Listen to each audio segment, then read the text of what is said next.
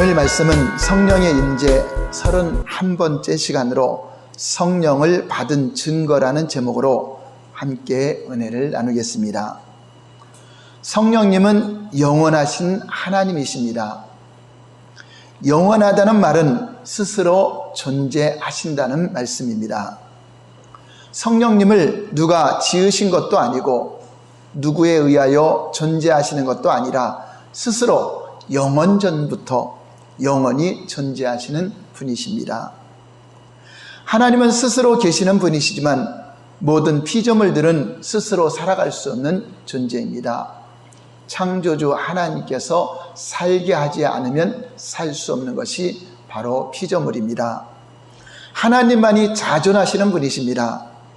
성령님은 살아계신 하나님의 영으로서, 여기서 살아계시다는 말은 인격으로 실제 존재하고 계신다고 하는 것입니다.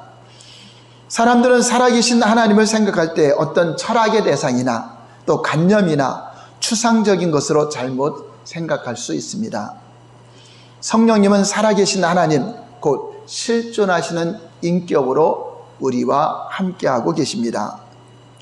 우리가 그림을 보면서 이 그림은 살아있는 것 같아, 이 글씨가 살아있는 것 같아 하는 말은 추상적인 권위를 주는 말입니다. 그래서 그것들을 살아있다고는 말하지만 실상은 살아있는 것이 아닙니다. 본래 하나님을 본 사람은 아무도 없습니다. 이는 하나님은 영이시기 때문입니다. 영이신 하나님은 어떤 보이는 형상도 아니요 물질도 아니시기에 하나님을 우리가 육안으로 직접 볼 수가 없다는 것입니다. 구약에서 믿음의 선진들이 만난 하나님도 육안으로 본 것이 아니라 믿음으로 하나님을 바라보고 믿음으로 실존하시는 그분과 인격적인 교제를 한 것입니다. 그러나 예수 그리스도는, 이 땅에 육체로 오신 예수님은 하나님의 참 형상이시요 하나님의 본체로서 이제 이 땅에 오신 그분을 만나는 자들은 직접 하나님을 눈으로 볼 수 있게 하신 것입니다. 요한복음 1장 18절 말씀을 보시겠습니다. 본래 하나님을 본 사람이 없으되 아버지 품속에 있는 독생하신 하나님이 나타내셨느니라. 그렇습니다. 바로 하나님을 누구나 육안으로 볼 수 없었지만 바로 육체로 오신 예수님을 본 자는 하나님을 본 것이요 하나님을 직접 태초부터 계신 이를 우리가 손으로 만진 바요 귀로 들은 바요 직접 체험한 바가 되었다고 하는 것입니다. 하나님은 성품으로 말씀을 통하여 사람에게 알려진 바 되었습니다. 하나님의 성품, 하나님의 인격을 그대로 가지고 오신 분이 바로 예수 그리스도이십니다. 요한복음 6장 46절을 보시면 이는 아버지를 본 자가 있다는 것이 아니라 오직 하나님에게서 온 자만 아버지를 보았느니라. 그렇습니다. 성부와 성자와 성령 삼위 하나님을 보고 직접 알고 계신 분은 바로 예수님 한 분뿐이라고 하는 것입니다. 요한복음 14장 9절을 보시면 예수께서 이르시되 빌립아 내가 이렇게 오래 너희와 함께 있으되 내가 나를 알지 못하느냐? 나를 본 자는 아버지를 보았거늘 어찌하여 아버지를 보이라 하느냐? 그렇습니다. 예수님 안에 하나님의 성품, 하나님의 형상 모든 것이 다 계시기 때문에 예수님을 통하여 하나님 아버지를 알 수 있고 아버지를 볼 수 있는 것이고 예수님의 사역을 통하여 하나님의 뜻을 세상에 직접 공개하신 것입니다. 예수님께서 세례를 받으시고 물 위에서 올라오실 때 하늘에서 성령이 임하시고 음성이 들렸습니다. 마태복음 3장 17절 볼까요? 하늘로부터 소리가 있어 말씀하시되 이는 내 사랑하는 아들이요 내 기뻐하는 자라 하시니라. 또한 예수님께서 변형산에 올라가셨을 때에도 하늘에서 똑같은 말씀이 들렸습니다. 마태복음 17장 5절을 보시면 말할 때에 호련히 빛난 구름이 그들을 덮으며 구름 속에서 소리가 나서 이르시되 이는 내 사랑하는 아들이요 내 기뻐하는 자니 너희는 그의 말을 들으라 하시는지라. 바로 예수님은 하나님의 기쁨이십니다. 하나님이 가장 사랑하시고 가장 기뻐하시는 분이 바로 예수님이시라고 하는 것입니다. 하나님은 인격을 가지셨기 때문에 하나님의 기쁨, 하나님의 슬픔, 하나님의 탄식, 모든 감정 표현을 하십니다. 그래서 예수님을 바라볼 때 하나님이 너무나 기쁘시다, 이 감정 표현을 하시는 것입니다. 그러므로 하나님의 기쁨이 무엇인지 우리가 알려면 반드시 예수님을 알아야 됩니다. 저와 여러분들이 예수님을 모신다고 하는 것은 하나님의 기쁨이신 그분이 우리 안에 임재하고 계신다고 하는 것입니다. 그래서 성경은 모든 그리스도인들에게 데살로니가전서 5장 16절에 항상 기뻐하라고 말씀하셨는데, 이는 항상 하나님의 기쁨으로 기뻐하라는 것입니다. 예수님의 기쁨이 우리 안에 충만하게 있다는 것을 인정하고 그 예수님의 기쁨으로 기뻐하라고 하는 것입니다.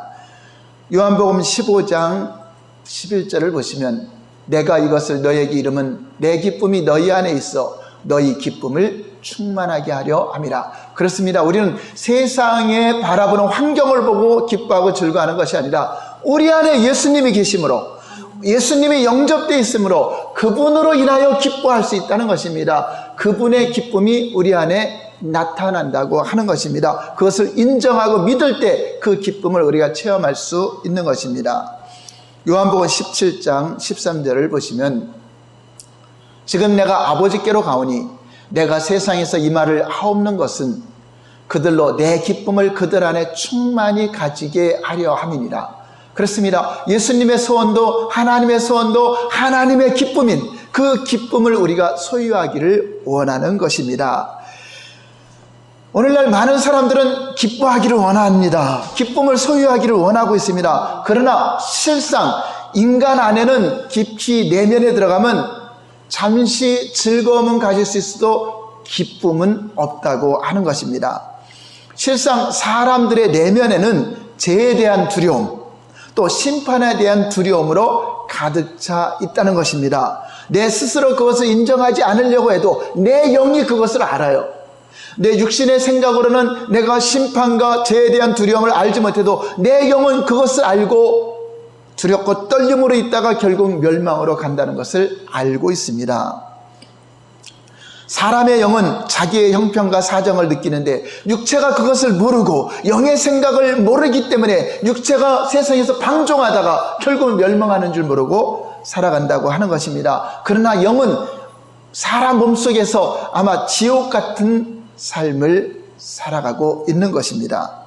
사람들이 친구들과 깔깔거리며 재미있게 이야기하다가도 또 병든 가족을 생각하면 기쁨은 순식간에 없어집니다. 또한 재미있게 놀다가도 어떤 빚을 진 도촉을 받는 것을 생각하면 기쁨이 사라집니다. 또 돈이나 명예가 기쁨을 준다고 생각하여 이를 많이 소유하려고 합니다.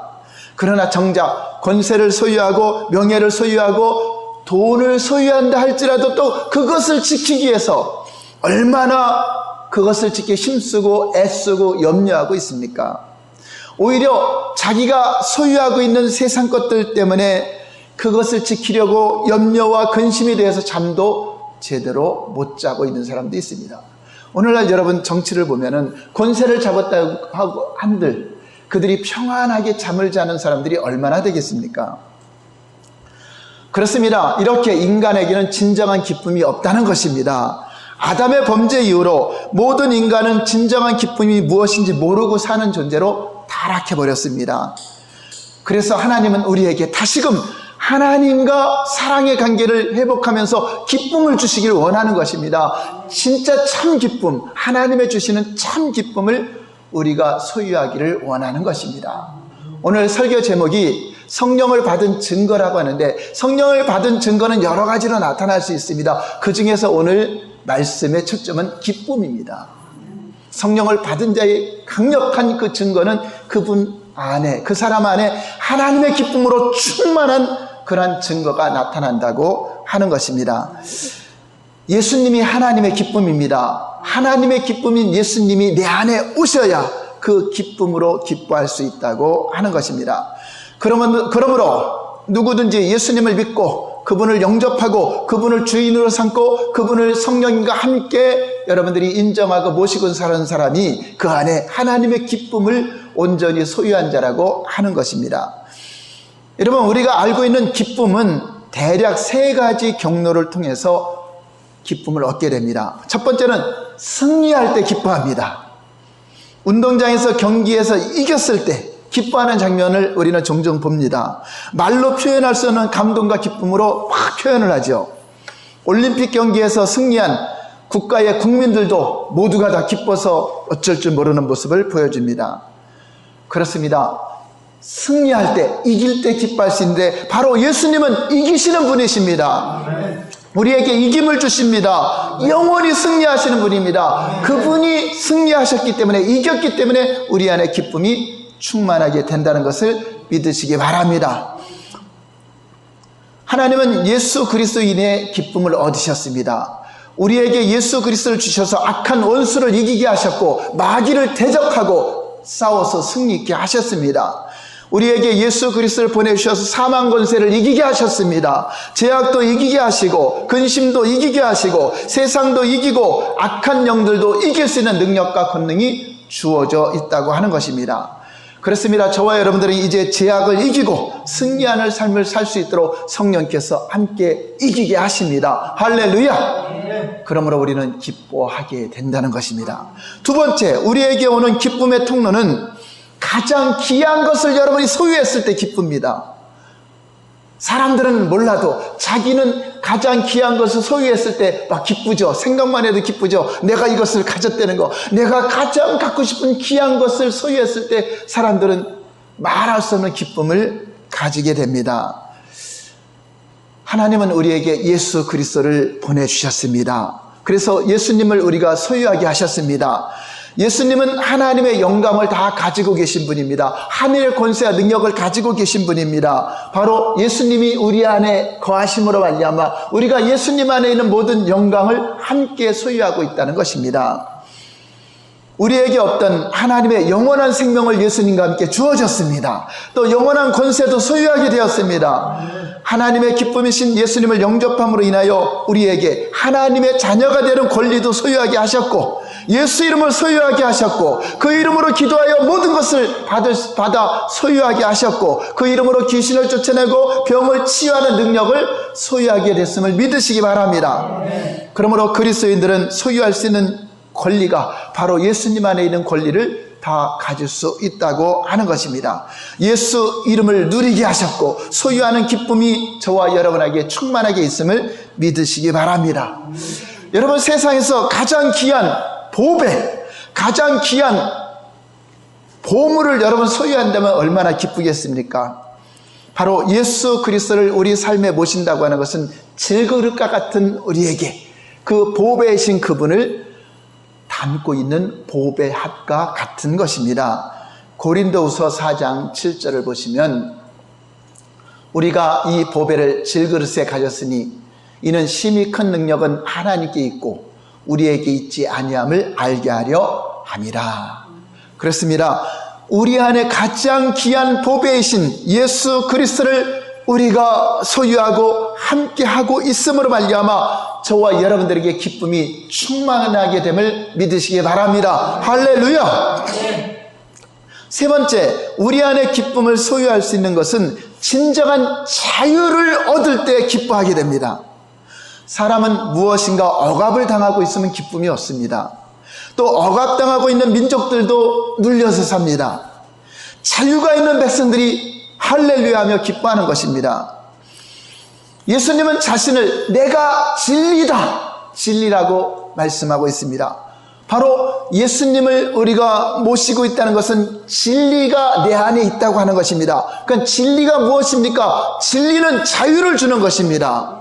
진리만이 참 자유를 주신다고 하는 것입니다. 요한복음 8장 32절에 진리를 알지니 진리가 너희를 자유케 하리라. 그러니까 진리를 모르면 자유가 없는 것입니다. 그러므로 저와 여러분들에게 영원한 진리, 생명의 진리, 자유함 없는 진리를 우리가 얻었음으로 말미암아 여러분은 참 자유자가 되었습니다. 할렐루야! 그러므로 우리는 세상의 기쁨을 소유하게 된다고 하는 것입니다. 여러분, 복음이 무엇입니까? 복음은 기쁜 소식입니다. 그 세상에서 그 어떤 것보다도 가장 최고의 기쁨을 가져다 주는 것이 바로 복된 소식이라고 하는 것입니다. 죄에서 해방된 소식입니다. 지옥 형벌에서 영원한 천국 시문으로 우리를 구원한다는 소식입니다. 사망 권세가 깨어지고 부활의 기쁜 소식입니다. 예수님 안에서 마귀에게서 우리가 눌려있던 모든 것에 자유함을 누리고 죄에서 자유하는 승리의 기쁨을 우리가 얻게 되는 소식입니다. 곧 그리스도 안에는 최고의 기쁨을 가져다 주는 이기는 힘이 있고 승리하는 힘이 있고 또 그리스도 안에는 가장 귀한 보배가 있기 때문에 보배를 소유한 기쁨이 있고 또한 그리스도 안에서는 진정한 자유케 하는 기쁨이 있는 것입니다. 그러므로 예수님 안에 있는 저와 여러분들은 하나님의 기쁨을 소유하고 있음을 믿으시기 바랍니다. 그러나 어떤 사람들은 하나님의 주신 기쁨과 능력을 가지지 못하고 그냥 교회만 왔다 갔다 하면서 상당히 교회 다니는 걸 부담스러워하는 사람들이 있습니다. 남들은 무엇인가 기쁨에 넘쳐서 신앙생활을 하는데 정작 자신은 기쁨도 없이 교회를 다니다 보니 눈에 보이는 어떤 종교적인 형식에 매여 있고 습관의 사슬에 매여서 얼마나 힘들게 신앙생활을 하고 있습니까? 교회 가는 것이 마치 부담스럽고 저와 여러분들은 어찌하든지 자유롭게 예배드리는 것이 행복이요 주님께 더 기도하고 하나님을 찬양하며 경배하는 것이 기쁨인데 이렇게 기쁨이 없는 사람들은 오히려 예배 안 드리는 것이 자유스럽고 오히려 하나님께 나가는 것이 부담스러워지는 것입니다. 하나님의 기쁨이 없이 신앙생활을 하는 자들이 얼마나 불쌍합니까?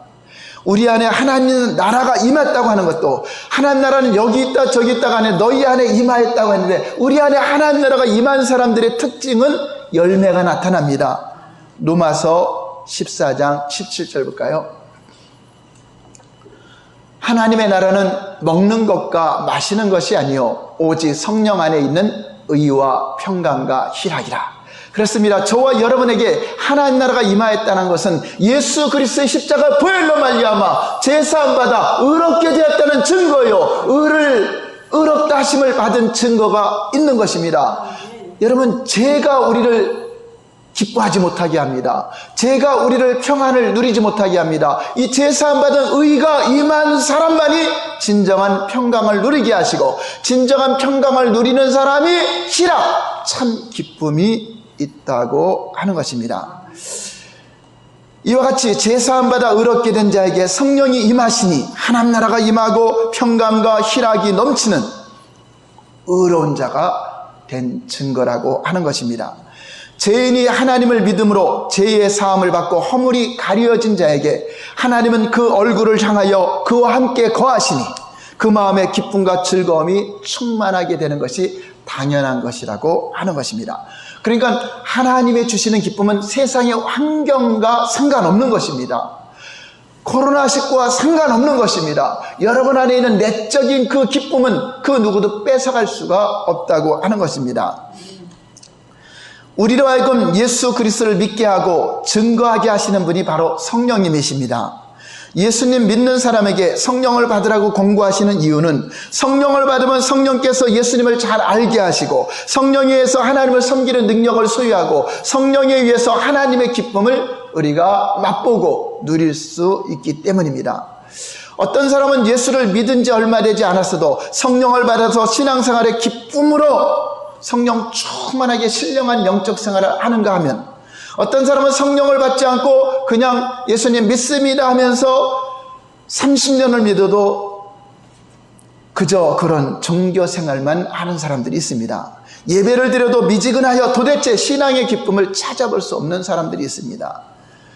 그러나 그런 자에게 내주하는 성령이 임하시고 그 성령 받은 증거로 나타나는 현상은 바로 예수 그리스도를 소유한 그 기쁨이 충만함으로 나타난다고 하는 것입니다. 하나님의 참 기쁨입니다. 우리에게 성령이 임한 증거는 눈으로 볼 수 없기에 육안으로 알 수 없지만 다만 그 임하는 현상으로 알 수 있습니다.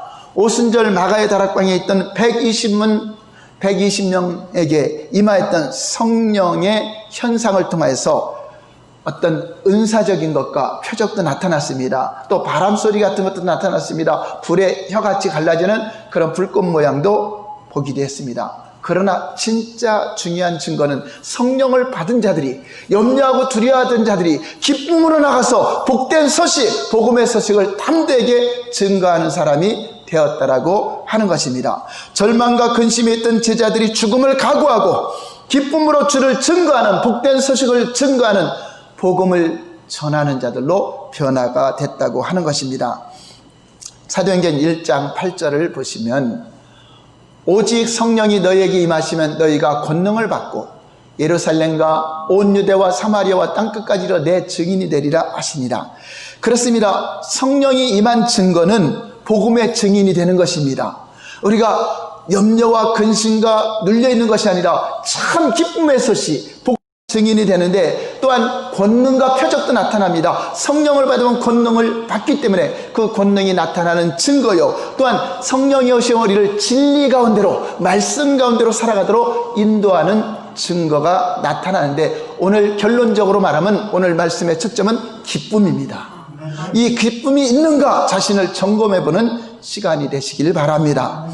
하나님이 성령으로 임하시면 가장 먼저 나타나는 현상이 여러분 안에 내적 기쁨, 그 누가 줄 수 없는 기쁨, 그 누구도 뺏어갈 수 없는 기쁨이 충만하게 나타난다고 하는 것입니다.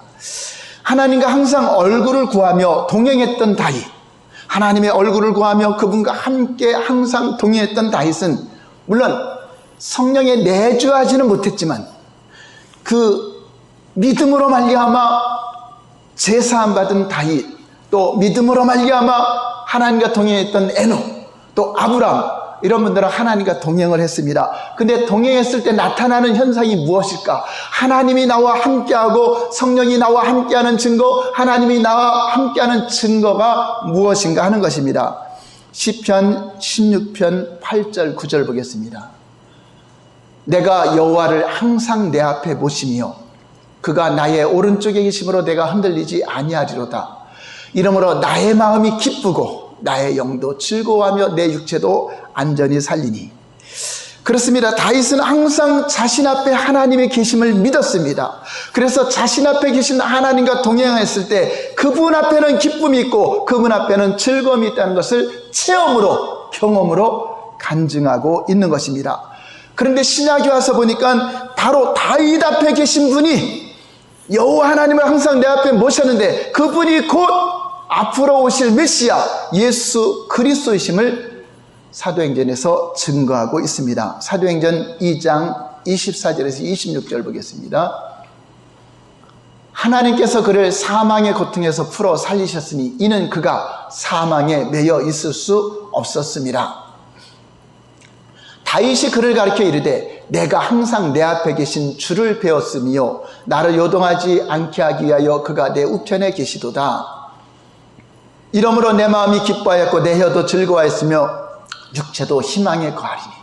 바로 사도행전에서 십자가에서 죽음과 부활하신 예수 그리스도를 증거하는데 그분을 가리켜 바로 다윗도 내 앞에 계신 그분 앞에 항상 내가 있었다라고 고백하고 있습니다.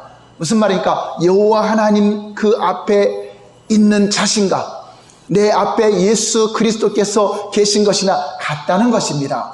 그 현상은 뭐죠? 내 마음이 기뻐하였고 내 혀도 즐거워하였다. 육체도 희망에 거하고 안전하게 거했다라고 고백하고 있습니다. 저와 여러분들도 성령으로 오신 주님이 여러분과 함께하고 있으면 여러분 마음에 기쁨이 충만하게 될 것이고 즐거움이 넘치게 될 것이고 여러분 육체도 안전하게 거하게 됨을 믿으시기 바랍니다.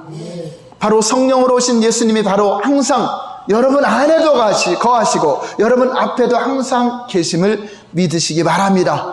그러므로 성령을 받고 성령님과 동행하는 자는 항상 기쁨이 충만하고 즐거움이 있으며 하나님의 보호하심을 받는다는 것을 믿어야 됩니다. 여러분 지금 이 시간 설교를 듣고 있는 여러분들, 여러분 앞에는 목사가 있는 것이 아니라 여러분 바로 앞에 가장 가까이에 하나님이 눈동자처럼 여러분들을 바라보고 지켜보심을 인정하시기 바랍니다. 이론이 아니라, 관념이 아니라, 생각이 아니라 실존하시는 인격으로 여러분 앞에 계신 것을 인정하는 순간 그 하나님이 여러분에게 역사하실 것입니다. 그 하나님이 여러분에게 임재와 여러분이 갈 길을 지도해 주실 것입니다. 실제적인 인격으로 여러분에게 나타나실 것입니다. 여러분 한번 인정해 보시기 바랍니다. 무엇이 느껴지십니까? 바로 즉시 기쁨이 느껴질 것입니다. 여러분이 실제로 인정하면 기뻐하는 것입니다. 그러나 실제로 인정하지 않으면 기쁨도 없습니다. 여러분 만약에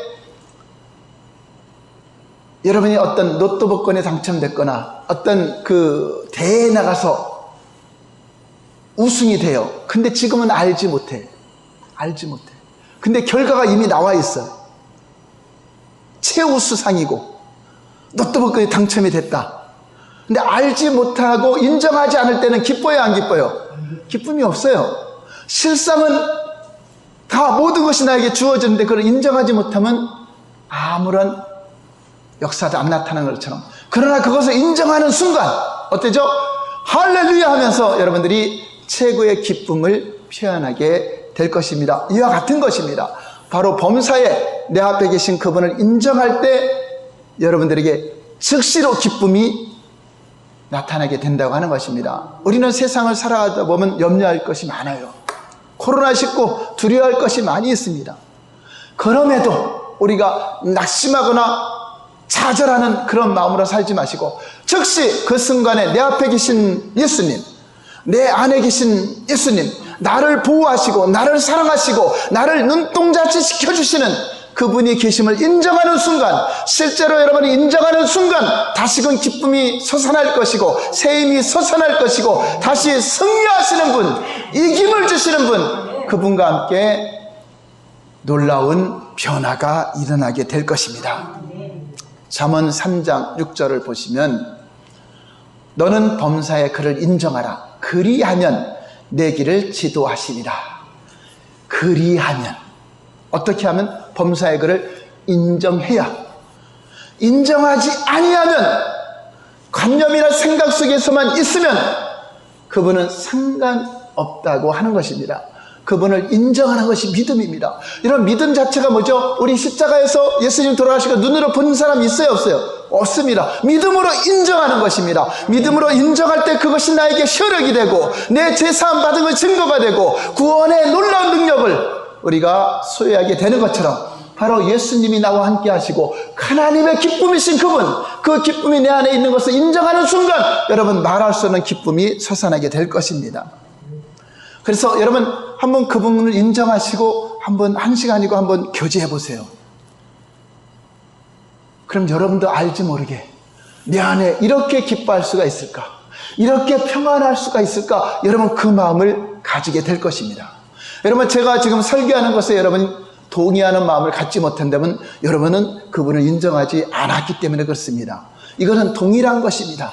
다윗도 동일한 경험을 했고 믿음의 선진들도 동일한 경험을 했습니다. 그분 앞에는 기쁨이 있고 그분 앞에는 즐거움이 있다. 그러니까 여러분들이, 저와 여러분들이 인정하고 살아갈 때 코로나19의 전염병을 능히 이기게 하시고 이 세상의 어떤 환경이 나의 기쁨을 빼앗아갈 수 없다는 것을 경험하게 될 것입니다. 금호사랑교회 모든 성도님들에게 이렇게 성령이 임한 기쁨과 평안이 충만하시기를 예수님 이름으로 축원합니다. 여러분 그분을 인정하고 24시간 인정하고 여러분들이 동행할 때에 놀라운 일이 나타날 것입니다.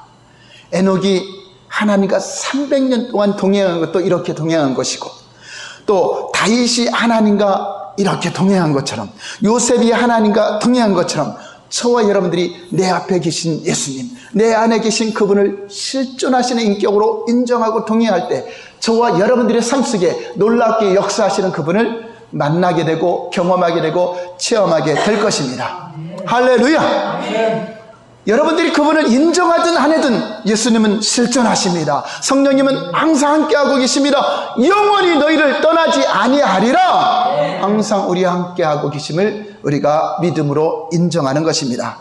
그러므로 내 앞에 계신 주님 앞에 여러분 실제적인 필요한 것을 구하시기 바랍니다. 여러분 실제적인 기도 제목을 내놓으시기 바랍니다. 그냥 막연하게 허공을 향하여 외치고 부르짖고 소리지르는 것보다 조용하게 속삭이듯이 나의 마음까지도 아시는 그분께서 나의 은밀하게 속삭이는 그 대화를 들으심을 믿고 한번 실제적으로 필요한 것들을 구하시고 하나님의 뜻을 물어보시기 바랍니다. 조용하게 연애하듯이. 저도 우리 주님 앞에 대화할 때 대부분 좀 걸어다니면서 많이 이제 대화를 하는 편입니다. 자, 그럴 때 우리 주님께 사랑의 대화죠. 예수님 사랑합니다. 예수님 감사합니다. 예수님 고맙습니다. 그러면서 내 필요한 것도 알리고, 하나님 이런 일이 있는데 이거 주님 맡아주시옵소서. 그래도 또 염려가 된다. 그럼 안 맡겼구나. 그럼 또 다시 또 맡기고, 이렇게 맡아줬을 때 우리 마음의 평안을 유지할 수 있고 우리 주님께서 그 일을 맡아서 일해주게 되는 것입니다. 아침에 일어날 때도 여러분 먼저 성령님께 기도하면서 사랑의 고백을 하시고, 예수님 감사합니다. 사랑합니다. 기적 같은 하루를 또 주셨네요. 지난밤에도 지켜주심을 감사합니다. 오늘도 나의 걸음걸음마다 함께 하시고 모든 스케줄에 성령님 간섭하시고 주장해달라고 도움의 요청을 하고서 우리가 또 하루를 시작하게 되는 것입니다. 저도 때로는 하나님과 이렇게 동행하면서 걸어가면서 때로는 용돈이 필요할 때 용돈을 구하기도 하고, 때로는 뭐 구두가 필요해서 구두를 사달라기도 하고, 또 화장품 여러 가지를 구한 적이 있습니다. 그런데 놀라운 것은 실제적으로 제가 필요할 때마다 그런 또 용돈도 오기도 하고 화장품도 선물이 오기도 하고 구두도 선물이 오기도 하고 이렇게 받은 적들이 많이 있습니다.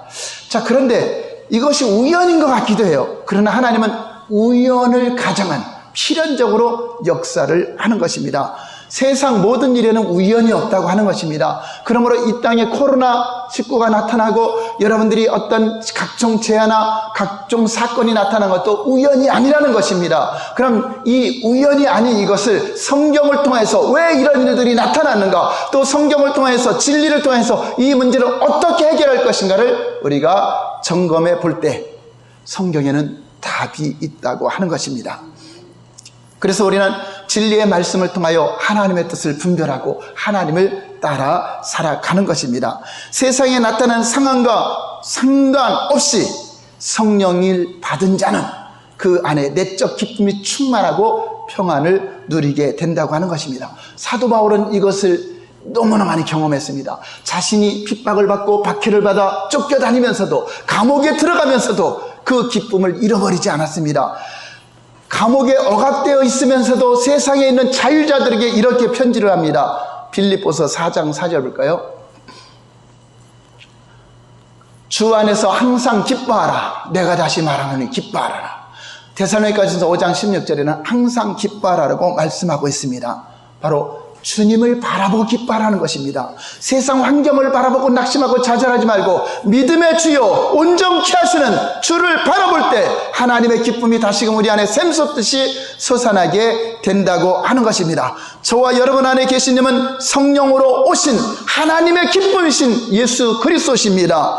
우리의 죄와 허물을 대속하시고 의롭다 하신 주 예수 그리스도께서 저와 여러분과 함께하고 있습니다. 그분은 내 사랑하는 자여 내 기뻐하는 아들이라. 그 하나님의 기쁨을 우리가 소유하고 있으므로 바로 그 기쁨을 우리가 가지기를 주님은 원하고 계십니다. 그러므로 저와 여러분 안에 계신 하나님을 항상 인정하고 여러분 앞에 계신 주님을 바라볼 때 주님의 주시는 기쁨, 그분 앞에는 기쁨이 있고 즐거움이 있고 행복한 보호하심을 받는다는 것을 믿으시고 승리하는 우리 금호사님께 모든 성도님들이 다 되시기를 예수님 이름으로 축원합니다. 할렐루야. 네, 기도하겠습니다.